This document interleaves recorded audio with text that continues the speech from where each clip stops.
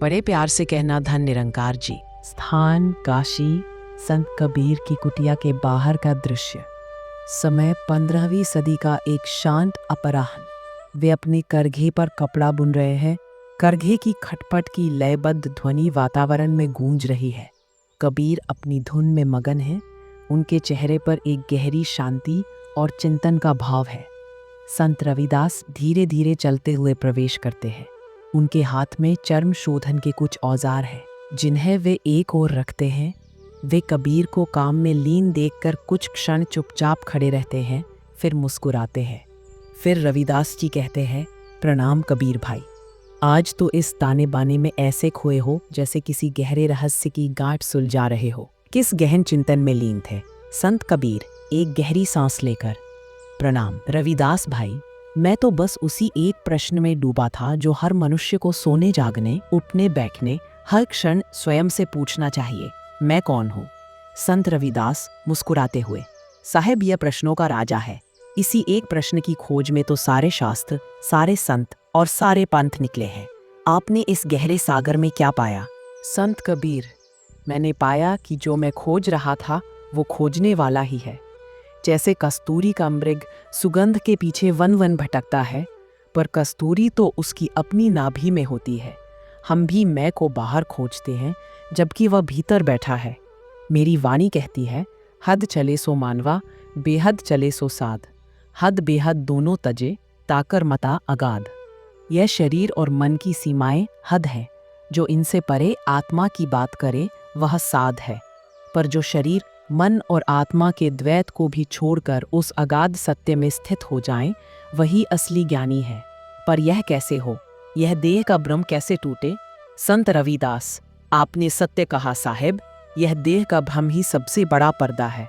हम इस शरीर को, इस नाम को, इस जाति को मैं मान लेते हैं, जबकि यह तो मिट्टी का बर्तन है। आत्मा तो इसके भीतर और बाहर एक समान है। जैसे मेरी वाणी कहती है, प्रभु जी तुम चंदन हम पानी, जाकी अंग अंग बास समानी। यहाँ चंदन परमात्मा है और पानी जीवात्मा। जब पानी में चंदन घुल जाता है तो पानी का हर कण चंदन हो जाता है। फिर पानी और चंदन का भेद कहाँ रहता है? हम सब उसी एक परमात्मा के अंश हैं। जब तक हम खुद को पानी यानी अलग जीव मानते हैं, तब तक द्वैत है। जिस क्षण यह बोध हो जाए कि मैं चंदन से अलग हूं ही नहीं, उसी क्षण मैं कौन हूं का उत्तर मिल जाता है। संत कबीर, बहुत सुंदर रविदास, तुमने भेद में अभेद की बात कह दी। यही तो शास्त्रों का सार है। देखो, हमारा पहला प्रमाण तो उपनिषद ही है। ऋषि मुनियों ने इसी सत्य को 4 महावाक्यों में पिरो दिया। प्रज्ञानम ब्रह्म एतरे उपनिषद, यानी चेतना ही ब्रह्म है। ये जो जानने की शक्ति है, जो देख रही है, सुन रही है, वही ब्रह्म है। अहम ब्रह्मास्मि यजुर्वेद बृहदारण्यक उपनिषद, यानी मैं ही ब्रह्म हूँ। यह कोई अहंकार की घोषणा नहीं, बल्कि सत्य की स्वीकृति है। तत्त्वम असि सामवेद छांदोग्य उपनिषद, यानी वही ब्रह्म तू है। गुरु शिष्य से कहता है कि जिसे तू खोज रहा है वह तू ही है। अयम आत्मा ब्रह्म अथर्ववेद मांडुक्य उपनिषद, यानी यह आत्मा ही ब्रह्म है। जो तेरे भीतर मैं बनकर बैठा है वही ब्रह्म है। यह चारों महावाक्य एक ही सत्य की ओर इशारा करते हैं। जैसे सोने से बना कंगन, हार या बाली रूप अलग अलग है, पर तत्व तो सोना ही है। वैसे ही राम, रहीम, कबीर, रविदास, तुम, मैं सब रूप अलग है, पर तत्व तो एक ही ब्रह्म है। जल में कुंभ, कुंभ में जल है, बाहर भीतर पानी, फूटा कुंभ, जल जल ही समाना। यह तथ कथो गयानी। घड़ा जब तक है तब तक भीतर बाहर का भेद है। घड़ा फूटा तो भीतर का पानी और बाहर का पानी एक हो गया। यह शरीर ही घड़ा है। ज्ञान की चोट से जब यह फूटेगा तो जीवात्मा और परमात्मा का भेद मिट जाएगा। संत रविदास, बिल्कुल सत्य साहेब। और इसी बात को भगवान कृष्ण ने श्रीमद् भगवद गीता में और स्पष्ट किया है, जो हमारा दूसरा प्रमाण है। अध्याय 13 में वे कहते हैं, इदम शरीरम कौन्तेय क्षेत्रमित्यभिधीयते, एतद यो वेत्ति तम प्राहुः क्षेत्रज्ञ इति तद्वितः। गीता 13:1। अर्थात हे अर्जुन, यह शरीर क्षेत्र, खेत कहलाता है, और जो इस क्षेत्र को जानता है उसे क्षेत्रज्ञ, खेत का जाता कहते हैं। हम खेत नहीं, खेत के मालिक हैं। हम शरीर नहीं, शरीर के जाता है।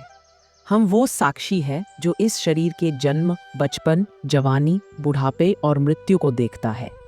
जो देखने वाला है वह देखी जाने वाली वस्तु कैसे हो सकता है? कृष्ण आगे कहते हैं, क्षेत्रज्ञम चापि माम विद्धि सर्व क्षेत्रेषु भारत। गीता 13:2। हे भारत, सभी शरीरों, क्षेत्रों में जो क्षेत्रज्ञ है वह मुझे ही जान। यानी हर शरीर में जो मैं रूपी साक्षी है वह स्वयं परमात्मा ही है। संत कबीर, अद्भुत, तुमने तो गीता का मर्म ही कह दिया। हम देखने वाले हैं, दृश्य नहीं। हम ज्ञाता है, ज्ञेय नहीं। हम अनुभव करने वाले हैं, अनुभव नहीं। जब तक हम खुद को अनुभव, सुख दुख, मान अपमान मानते रहेंगे तब तक भटकते रहेंगे। जिस दिन यह बोध हो गया कि मैं इन सब अनुभवों का साक्षी मात्र हूँ, उसी क्षण मुक्ति है। इसी सत्य को अष्टावक्र गीता, हमारा तीसरा प्रमाण, और भी निर्भीकता से कहती है। राजा जनक के प्रश्न मैं कौन हूँ पर ऋषि अष्टावक्र कहते हैं, न पृथ्वी न जलम नाग्निर वायुर्द्योर वा एषाम साक्षिणमात्मानं चिद्रूपम विद्धि मुक्तये। अष्टावक्र गीता 1:3। तू न पृथ्वी है, न जल, न अग्नि, न वायु और न आकाश। मुक्ति के लिए तू इन सब का साक्षी चैतन्य रूपात्मा है, ऐसा जान। अष्टावक्र देह और पंच तत्वों का सीधा निषेध करते हैं। वे कहते हैं कि तू इन सब से परे केवल साक्षी चैतन्य है। संत रविदास आंखें बंद करके भाव में डूबते हुए, आहा साक्षी चैतन्य, यही तो हमारा असली स्वरूप है। पर साहेब, लोग कहते हैं कि यह दुनिया तो सच है, यह दुख तो सच है, इस भ्रम को कैसे काटे? संत कबीर, रविदास, यह प्रश्न भी उत्तम है। इसका उत्तर हमें योग वासिष्ठ हमारे चौथे प्रमाण में मिलता है। ऋषि वशिष्ठ श्री राम से कहते हैं कि यह जगत तुम्हारे मन का प्रक्षेपण मात्र है। मनोदृश्यमिदं सर्वम यत्किंचित जगति तले मनसो हिविन मनि भावे द्वैत भावो न विद्यते। इस जगत में जो कुछ भी है वह सब मन का दृश्य है। जब मन उन्मन अवस्था को प्राप्त हो जाता है तब कोई द्वैत नहीं रहता। जैसे स्वप्न में हम एक पूरा संसार रच लेते हैं, उस संसार में सुख दुख, लोग, सब कुछ सच लगता है, पर आंख खुलते ही वह सब कहाँ चला जाता है। यह जागृत अवस्था भी एक लंबा स्वप्न ही है। ज्ञान की आंख खुलने पर यह संसार भी स्वप्नवत ही प्रतीत होता है। इसका अस्तित्व है, पर वैसा नहीं जैसा हम मानते हैं। रस्सी में सांप देखने जैसा है, दिखता है, डर भी लगता है, पर सत्य तो केवल रस्सी है। यह संसार रस्सी है और ब्रह्म ही सत्य है। संत रविदास, वाह साहेब वाह! रस्सी और सांप का उदाहरण तो सारे संशय को मिटा देता है। हम सब उस सांप से डर रहे हैं जो है ही नहीं, और रस्सी को देख ही नहीं पा रहे, और इसी अज्ञान के कारण हम जाति पांति, ऊंच नीच के भेद में फंसे हैं। जब सब एक ही ब्रह्म है तो कौन ऊंचा कौन नीचा? इसीलिए मैं कहता हूँ, रविदास जन्म के कारण है, होत न को नीच। नरकू नीच करी डारी है, ऊंचे करम की कीच। जाति पांति पूछे नहीं कोई, हरि को भजे सो हरि का होई। जब यह ज्ञान हो जाए कि मैं यह शरीर या जाति नहीं बल्कि अविनाशी निराकार आत्मा हूँ, तो सारे सामाजिक भेद स्वतः ही गिर जाते हैं।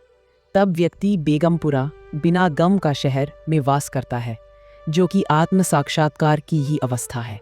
संत कबीर, सत्य है रविदास, सारे भेद मन के बनाए जाल हैं। अब सुनो पांचवा प्रमाण, ब्रह्म सूत्र। महर्षि व्यास ने वेदांत दर्शन को सूत्रों में पिरोया। पहला ही सूत्र है, अथातो ब्रह्म जिज्ञासा। क्यों? क्योंकि बाकी सब कुछ जानने के बाद भी शांति नहीं मिलती। शांति केवल आत्मज्ञान से, ब्रह्म ज्ञान से ही मिलती है। और ब्रह्म क्या है? अगला सूत्र कहता है, जन्माद्यस्ययता। जिससे इस जगत का जन्म, स्थिति और लय होता है, वही ब्रह्म है। और वह ब्रह्म कहाँ है? वह तुमसे अलग नहीं है। जैसे तिल में तेल है, ज्यों चकमक में आग। तेरा साई तुझ में है, तू जाग सके तो जाग। जैसे तिल के कण कण में तेल है, पर दिखता नहीं, पेरने पर निकलता है। जैसे चकमक पत्थर में आग है, पर दिखती नहीं, रगड़ने पर प्रकट होती है। वैसे ही परमात्मा तेरे भीतर ही है। उसे पाने के लिए कहीं जाना नहीं, बस अपने भीतर जागना है। संत रविदास। और छठा प्रमाण तो हम संतों का अपना अनुभव है। साहित्य शास्त्र मार्ग दिखाते हैं, पर चलना तो स्वयं पड़ता है। जब नाम स्मरण, ध्यान और सत्संग से चित्त निर्मल होता है तो यह सत्य किसी किताब में नहीं, अपने ही हृदय में प्रकट होता है। तब वाणी खुद ब खुद गाने लगती है, अब कैसे छूटे राम नाम रट लागी। यह राम किसी दशरथ के पुत्र की बात नहीं, यह उस रमे हुए तत्व की बात है जो कण कण में है, जो मेरे और आपके भीतर साक्षी बनकर बैठा है। जब उसकी रट लग जाती है तो बाकी सब कुछ छूट जाता है, मैं का भाव गल जाता है। संत कबीर गहरी संतुष्टि के साथ, तो रविदास, अंत में हम उसी बिंदु पर आ गए जहां से शुरू हुए थे। मैं कौन हूं? इस प्रश्न का उत्तर कोई शब्द नहीं दे सकता। इसका उत्तर मौन है। जब मन और बुद्धि शांत हो जाते हैं, जब सारे विचार थम जाते हैं, तो जो शून्य शेष रहता है वही तुम्हारा और मेरा वास्तविक स्वरूप है। मैं यह 5 तत्वों का शरीर नहीं हूँ क्योंकि मैं इसे देखता हूँ। मैं यह चंचल मन नहीं हूँ क्योंकि मैं इसके विचारों को जानता हूँ। मैं यह बुद्धि नहीं हूँ क्योंकि मैं इसके निर्णयों का साक्षी हूँ। मैं सुख दुख पाप पुण्य भी नहीं हूँ क्योंकि ये सब आते जाते हैं और मैं स्थायी हूँ। तो फिर मैं कौन हूँ? मैं वह शुद्ध, बुद्ध, नित्य, मुक्त, निराकार, निर्विकार, सच्चिदानंद स्वरूप चैतन्य हूँ। वही परमात्मा हो। लाली मेरे लाल की जित देखूं तित लाल। लाली देखन मैं गई, मैं भी हो गई लाल। जब तक मैं उस परमात्मा लाल की लाली को देखने गया तब तक द्वैत था। जब उसकी कृपा हुई और ज्ञान हुआ तो देखने वाला मैं ही उस लाली में मिलकर लाल हो गया। अब देखने वाला और दृश्य एक हो गए। संत कबीर, तो रविदास, ये मैं जो अपने प्रियतम लाल में मिलकर स्वयं लाल हो गया, इसका वास्तविक स्वरूप क्या है? इसका स्वरूप है निराकार। कैसा निराकार? इसके लिए किसी और की गवाही की आवश्यकता नहीं। स्वयं योगेश्वर कृष्ण ने अर्जुन को गीता में यही स्वरूप बताया है। यही हमारा अंतिम और अकाट्य प्रमाण है। भगवान कृष्ण कहते हैं, नैनम छिंदन्ति शस्त्राणि नैनम दहति पावका, न चायनम क्लेदयन्ति आपो न शोषयति मारुता।